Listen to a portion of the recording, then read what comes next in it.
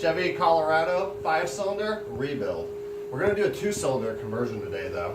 First we're going to take our Datu Putti lube and we're going to pour it all over the piston to help ease installation. Now I learned a little trick that you don't need a piston ring compressor if you just have a big fucking hammer.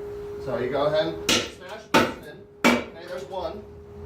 And 2. It's okay if metal parts go flying everywhere, that's totally normal. Make sure your head gasket's clean.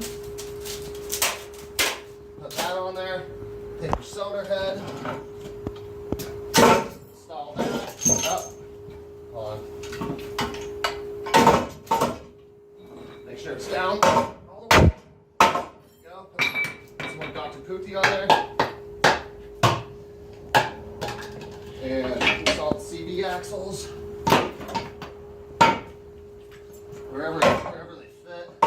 That's good enough. That's pretty much a camshaft anyways. See, it's pretty good. We're almost done. Hey, you guys almost done? Yeah, The customer's here. Almost done. Hey, the customer's here. Done. Come on, hurry up.